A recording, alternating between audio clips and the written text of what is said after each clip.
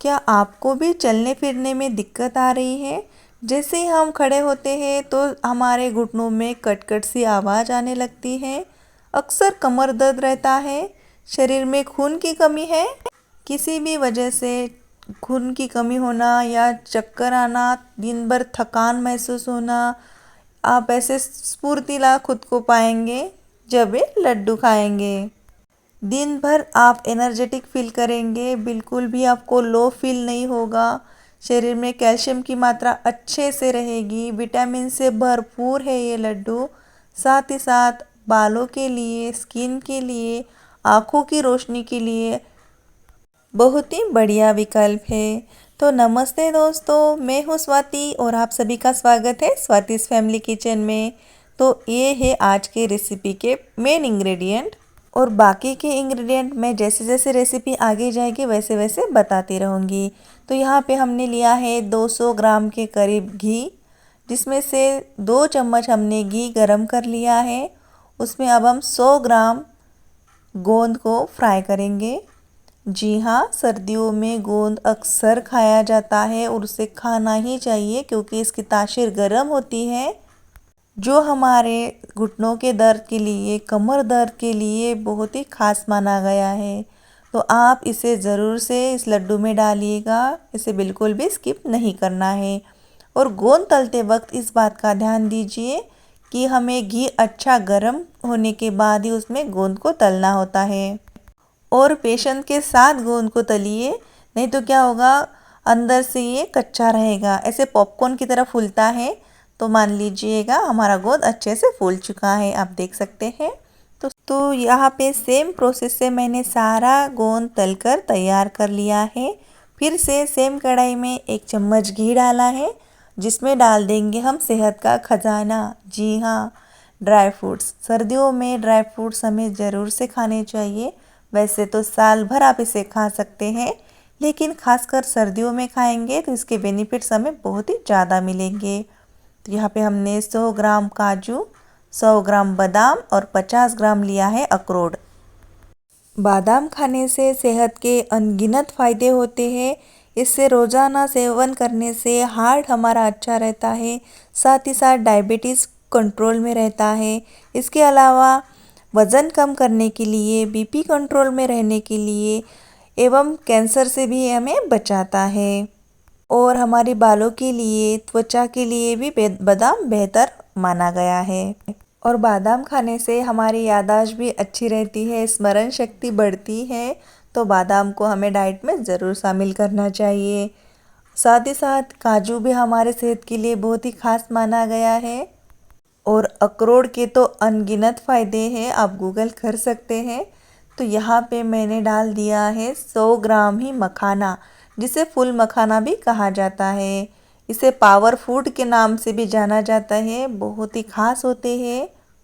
मखाने के भी अनगिनत फ़ायदे होते हैं, जैसे वज़न कम करने के लिए मखाना अच्छा होता है, ब्लड प्रेशर में लाभदायक होता है। साथ ही साथ मखाने में एंटीऑक्सीडेंट और एंटी इन्फ्लेमेटरी गुण जो शरीर को तनाव से दूर रखते हैं। और इसमें ढेर सारा कैल्शियम भी होता है। तो इसे को हमने थोड़े से घी के साथ फ्राई कर लिया है। अच्छे से लो फ्लेम पर इसको फ्राई कर लीजिएगा। इसको निकाल देते हैं एक प्लेट में। अब डाल दिया है हमने कढ़ाई में पम्पकिन सीड्स, जिसे कद्दू के बीज भी कहा जाता है। तो और डाल दिया है इसमें हमने 1 कटोरी भरकर अलसी के बीज।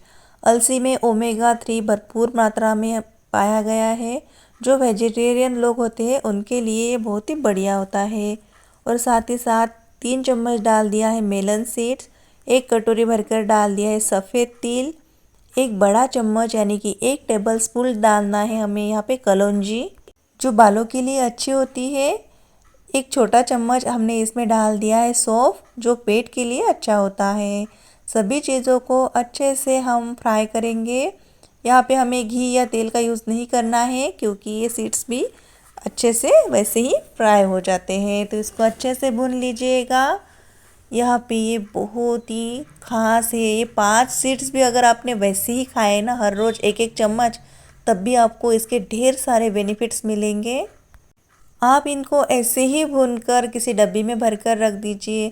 सुबह शाम जब आपका मन करे आप इसमें से 1 चम्मच खा लीजिएगा, आपको ढेर सारे फ़ायदे मिलेंगे।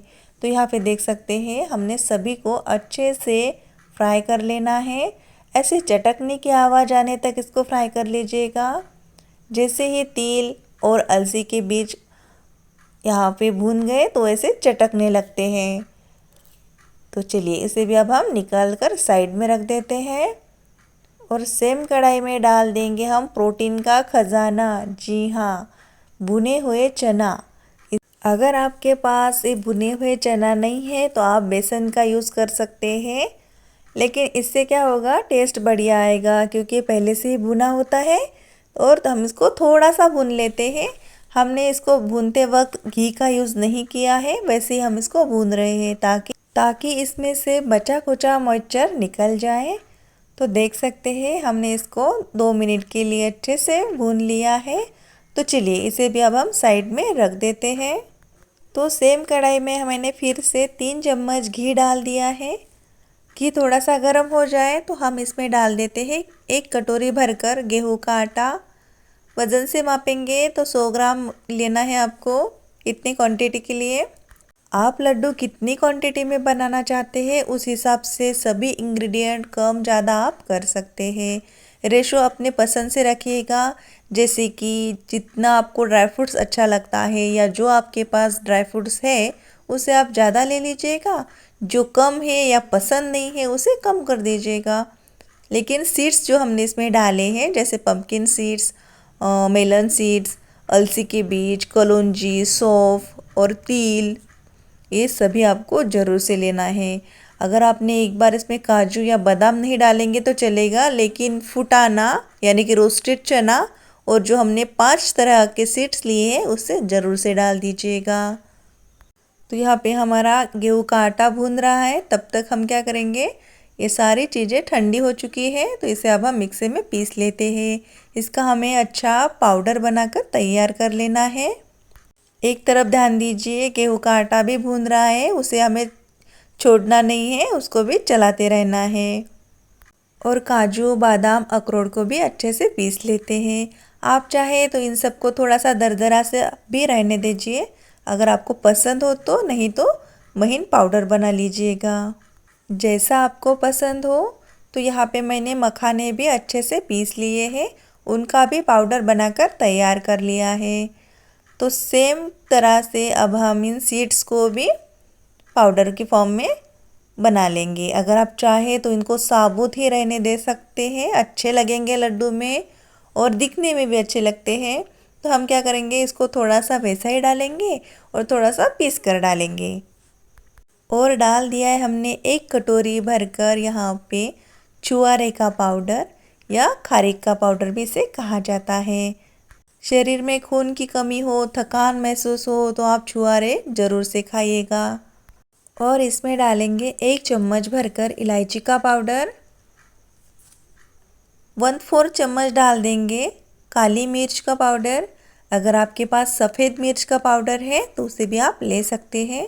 थोड़ा सा नमक डालेंगे जिससे इस लड्डू में आयोडीन की मात्रा भी अच्छे से बैलेंस हो जाए।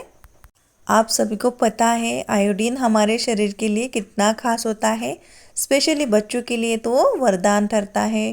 तो आप इसमें 1 चुटकी नमक ज़रूर से डाल दीजिएगा। तो तब तक देख सकते हैं गेहूं का आटा भी अच्छे से भून चुका है, तो उसको भी हमने इसमें डाल दिया है। गेहूं का आटा अच्छे से भून लीजिएगा, नहीं तो क्या होगा, लड्डू में वो कच्चा कच्चा लगेगा और लड्डू का जल्दी से ख़राब होने के चांस भी रहते हैं। तो आप क्या करिए, अच्छे से भून लीजिए सभी चीज़ों को। स्पेशन के साथ हमें लड्डू बनाने होते हैं क्योंकि ये बहुत ही ख़ास रेसिपी है। तो इसे आप अच्छे से बनाइएगा ताकि ये लंबे समय तक चले। बताई गई बातों का आप ध्यान रखेंगे तो आपकी रेसिपी बिल्कुल भी ख़राब नहीं होगी। 2 से 3 महीने तक के लड्डू ख़राब नहीं होते हैं। तो मीठे के लिए हमने यहाँ पे 1 कटोरी भरकर गुड़ लिया है। वज़न से मापेंगे तो 200 ग्राम गुड़ लेना है। आप मीठा अपनी पसंद से कम ज़्यादा कर सकते हैं।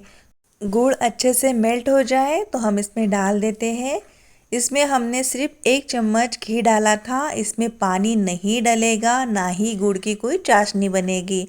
सिर्फ गुड़ को हमें मेल्ट करना होता है। और साथ ही साथ डाल देंगे 2 से 3 चम्मच भरकर घी। अगर आपको पता हो तो लिमिटेड अमाउंट में घी खाना सेहत के लिए बढ़िया माना गया है। इससे कमर दर्द हो या जोड़ों का दर्द हो या घुटनों में कट-कट की आवाज़ आती है, उससे हमें रिलीफ मिलता है। तो मिला दें अच्छे से। सभी चीज़ों को पहले हमने चम्मच से मिलाया क्योंकि गुड़ थोड़ा गर्म था, और फिर बाद में हाथ से मिलाएंगे। हाथ से अच्छा मिलता है। और देख सकते हैं कितने जल्दी लड्डू बन गया है और कितना बढ़िया बना है। तो इसी तरह से मैंने सारे लड्डू यहाँ पर बनाकर तैयार कर लिए हैं।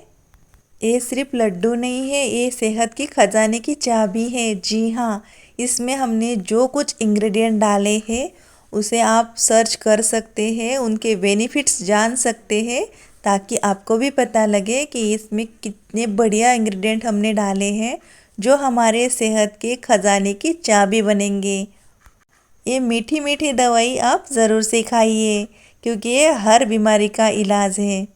तो इन लड्डुओं को आप इस सर्दियों में ज़रूर से बनाइएगा, खाइएगा और आपके अनुभव मेरे साथ ज़रूर शेयर करिएगा।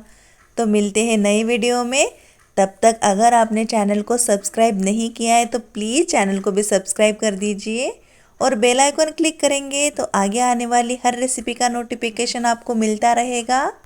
तो आशा करती हूँ आज की रेसिपी आपको अच्छी लगी है और इसको आपने लाइक कर दिया है। तो मिलते हैं नई वीडियो में। तब तक अपना और अपने परिवार का ख्याल रखिए।